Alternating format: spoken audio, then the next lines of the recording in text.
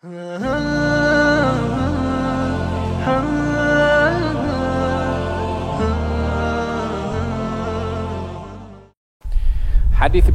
dalam hadis ini Sayyidina Abu Hurairah meriwayatkan Rasulullah bercerita, qal rajulun, seorang lelaki berazam, la atasaddaqanna bisadaqah, saya akan bersedekah dengan satu sedekah.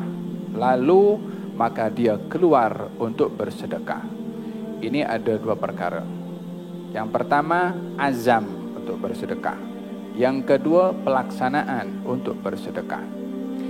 Dalam hadis ini dinyatakan saya berazam untuk bersedekah, fa kharaja, maka dia segera keluar untuk bersedekah. Fa littaqib, kita dalam bahasa Arab ilmu nahwu kalimat fa kharaja, fa itu littaqib, yakni maksudnya segera, dia berazam dan segera lakukan apa yang diazamkan.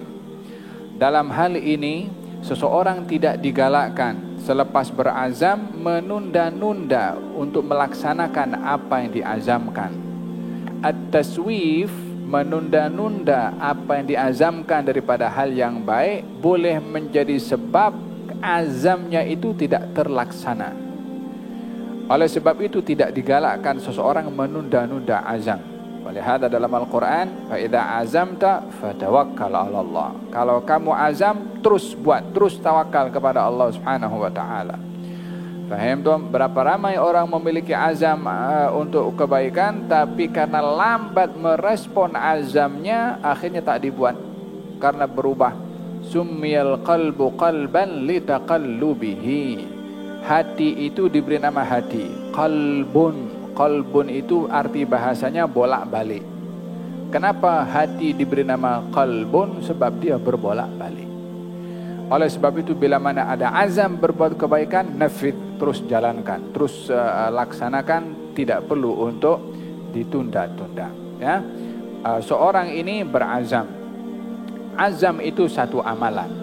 Ya, tindakan apa yang diazamkan itu pun amalan yang lain. Maka seseorang bila berazam dan melaksanakan, dia sudah melakukan dua perkara ibadah. Yang pertama ibadah azam, yang kedua adalah ibadah pelaksanaan yang diazamkan.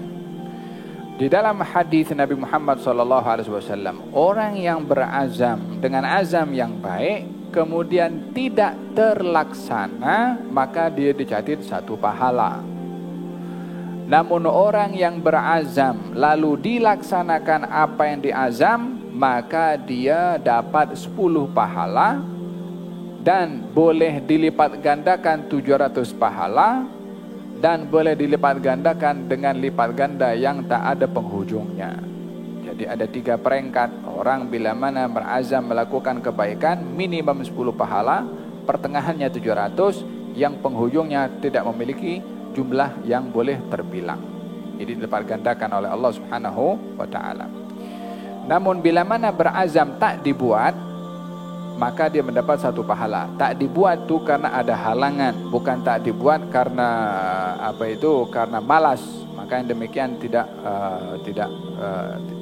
tidak jujur dalam azamnya, tidak ikhlas dalam azamnya. Dia berazam berbuat sesuatu, kemudian ada halangan untuk berbuat, maka dia dicatat sebagai 1 pahala. Faham dong? Oleh sebab itu hadis ini membicarakan tentang azam, yakni niat dan juga praktikal daripada niat. Fa kharaja, maka setelah dia berazam dia keluar bi sadaqatihi, dengan sedekahnya.